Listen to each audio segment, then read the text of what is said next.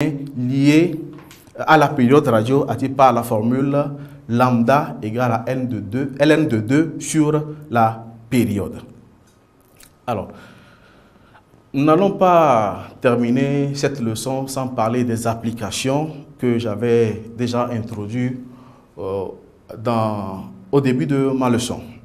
Alors, je reviens un peu sur les applications en disant que la médecine maintenant est un grand utilisateur de la radioactivité. Et donc, le domaine de la médecine qui traite ce genre de cas, c'est la médecine nucléaire qui utilise la radioactivité pour explorer le corps humain et pour soigner le corps humain. Alors, l'une des applications vraiment intéressantes de la médecine, c'est la scintigraphie. Alors, c'est quoi la scintigraphie? C'est un procédé de diagnostic qui consiste à suivre le cheminement d'un isotope radioactif émetteur de rayonnement gamma. Donc, le principe est simple. Les organes ont la propriété de fixer de façon sélective quelques éléments chimiques. Et donc, pour étudier ces organes, on utilise les isotopes radioactifs de ces éléments chimiques qu'on peut introduire dans l'organisme par injection, par voie buccale ou bien sous la peau. Et donc, ce faisant, avec un appareil bien adapté, comme un appareil photographique ou bien un caméra de scintigraphie, alors on peut détecter les rayonnements gamma émis par ces radioisotopes. Et donc, ce faisant, on arrive à voir le fonctionnement de ces organes. Alors, quelle est l'application de la scintigraphie? Ça permet le dépistage précoce du cancer. Ça veut dire qu'on peut même déceler qu'il y a un début de cancer avant même l'apparition des premiers symptômes. Donc, c'est le premier exemple, la première application en médecine. La deuxième application, la voici. Donc, une fois qu'on arrive à déceler un mal, il faut arriver à traiter le mal. Donc, on utilise, toujours dans ce domaine, la radiothérapie. La radiothérapie utilise toujours la radioactivité ou bien les rayons issus de la désintégration radioactive pour détruire les cellules cancéreuses. Et donc, c'est un procédé qui consiste à détruire les cellules cancéreuses. Donc, nous allons poursuivre notre révision par un petit exercice d'application. Alors, au premier point de cet exercice, je vous lis. On demande de compléter les équations suivantes en précisant le type de radioactivité. Donc, petit a, nous avons le cadmium 107,48 qui donne l'argent 107,47 plus un X que nous allons déterminer plus gamma. Au petit b, nous avons le polonium 210,84 qui donne par désintégration He4,2 plus le plomb. Donc, nous allons essayer de déterminer le nombre de nucléons du plomb et le nombre de charges du plomb, et donc plus gamma. Au petit 2 de cet exercice, je vous lis rapidement et vous suivez attentivement avec moi. Lors de la catastrophe de Tchernobyl, du césium-134 et du césium-137 ont été libérés dans l'atmosphère. Un objet contaminé lors de cette catastrophe contient 2,56 10 puissance 5 noyaux de chaque échantillon. Alors, petit a, la période du césium 134 est T égale à 2 ans. Alors, quelle quantité de noyaux du césium 134 reste-t-il dans l'objet 6 ans après la catastrophe? Petit b, la période du césium 137, cette fois-ci c'est le césium 137, est 30 ans. Au bout de combien d'années restera-t-il la quantité calculée précédemment du césium 137? Alors, quelques secondes pour réfléchir, pour que nous abordions la correction de cet exercice d'application afin d'appliquer tout ce que nous venons de revoir ensemble.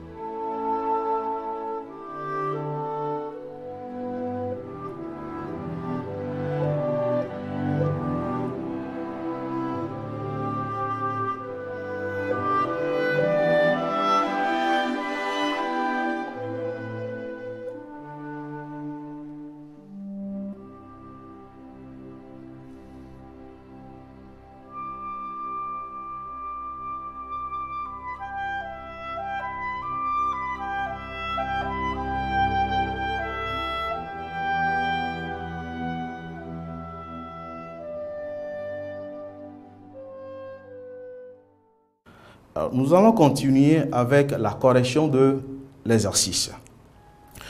Au petit 1, on demande de compléter les équations suivantes en précisant le type de radioactivité. Alors, je rappelle la question ou bien l'équation que nous avons à équilibrer ensemble. Le cadmium 107,48 qui donne l'argent 107,47 plus un noyau manquant plus gamma. Alors, tout à l'heure dans le rappel des cours, je l'avais précisé, nous allons utiliser les lois de conservation. Alors, en appliquant les lois de conservation, nous avons quoi? 107 qui est égal à 107 plus 0. Donc, on retrouve 0 qui est le nombre de nucléons de l'élément X.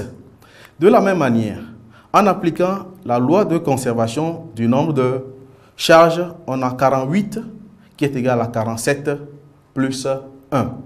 Donc, on a l'élément qui a pour nombre de nucléons 0 et pour nombre de charges plus 1. Et donc, il s'agit de quel élément? Il s'agit du positon. Donc, on me demande de préciser aussi le type de radioactivité. L'élément, ou bien la particule radioactive étant le positon, il s'agit de la radioactivité bêta plus. Au petit b, je rappelle toujours l'équation que nous avons à équilibrer. Nous avons le polonium 210,84 qui donne He42 plus Pb plus gamma. Nous allons toujours appliquer les lois de conservation. Alors, on a au niveau de la conservation du nombre de nucléons 210 qui est égal à 4 plus 206. Donc, on retrouve 206 comme étant le nombre de nucléons du plomb. Et en bas, en appliquant la loi de conservation du nombre de charges, on a 84 qui est égal à 2 plus 82. On retrouve 82, le nombre de charges du plomb.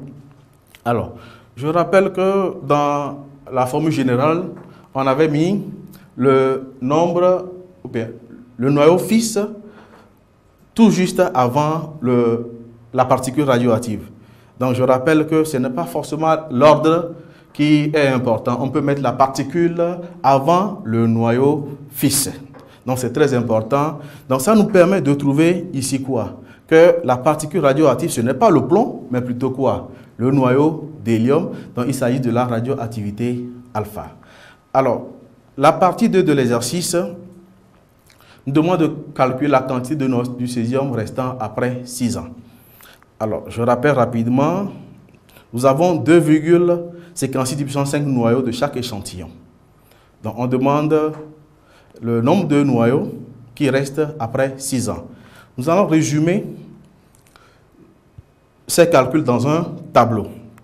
À l'instant initial, nous avons 2,56 puissance 5 noyaux. Donc, lorsqu'on ajoute 2 ans, qui est la période, on doit trouver 1,28 puissance 5, c'est-à-dire le précédent divisé par 2. On ajoute encore 2 ans, ça fait 4 ans, ça fait 6,4 puissance 4 noyaux. On ajoute encore 2 ans, ça fait 6 ans, ça fait 3,2 puissance 4 noyaux. Nous voulons trouver le nombre de noyaux restants après 6 ans. Donc, on arrête nos calculs. Et on peut conclure en disant quoi? Que le nombre de noyaux restants après 6 ans est 3,2 puissance 4 noyaux. Alors, on peut recalculer en utilisant la formule générale de tout à l'heure. Et 2 exposant n ici, n est égal à 3. On retrouve les 3,2 puissance 4 noyaux. Alors, le point suivant, cette fois-ci, c'est pour le césium 137. La période est cette fois-ci 30 ans. Donc, on veut retrouver la quantité calculée précédemment. Alors, on retrouve notre tableau, mais faites attention, dans ce tableau, la période étant de 30 ans, c'est-à-dire c'est 30 ans qu'on ajoute à chaque fois. Donc, lorsqu'on ajoute 30 ans, le nombre de noyaux, c'est 1,28 puissance 5 noyaux. On ajoute encore 30 ans, ça fait 60 ans, on trouve 6,4. Et en ajoutant encore 30 ans, ça fait les 3,2 que nous cherchons. Donc, on peut conclure qu'il faut 90 ans pour qu'il reste la même quantité que celle du césium 134. Alors, nous sommes à la fin de cet exercice. Rapidement, je vais vous donner un exercice d'approfondissement sur lequel vous allez réfléchir pour les prochaines fois. Alors, on demande de compléter les équations suivantes et de préciser les types de radioactivité. Donc, petit a, nous avons U, qui est l'uranium 234-92, qui donne He42, plus le thorium. Petit b, le strontium 90, qui donne E0-1 plus l'yttrium. Au suivant, un noyau qui donne le plomb 206-82 plus gamma. Petit d, l'oxygène qui donne E et l'azote. Donc nous allons équilibrer toutes ces équations. Le petit 2 de l'exercice, nous avons une substance radioactive qui contient 2 10 puissance 7 noyaux à une date prise comme instant initial. 30 secondes plus tard, le nombre de noyaux restants est de 2,5 10 puissance 6. Petit a, quelle est la période radioactive de ce radionucléide? Petit b, déterminez alors le nombre de noyaux restants après 60 secondes. Alors, nous voici à la fin de notre leçon sur la radioactivité. Je vous remercie pour votre attention et j'espère vous retrouver très prochainement pour une prochaine leçon. Merci. Merci, professeur Afodayi, pour ce développement. Nous sommes sûrs que les élèves ont pris note, puisque bientôt les examens de fin d'année. Ce chapitre radioactivité est un grand chapitre, vous le savez. Vous avez déjà les cours dans vos cahiers. Il suffit de les lire régulièrement et de faire des exercices comme l'a conseillé le professeur Afodayi Ndidoula. On se retrouve dans un prochain numéro de Bonne École. Respectez les règles, les mesures barrières contre le Covid-19 et soyez très forts, soyez courageux. Je suis sûr que vous allez réussir à votre examen. À très bientôt.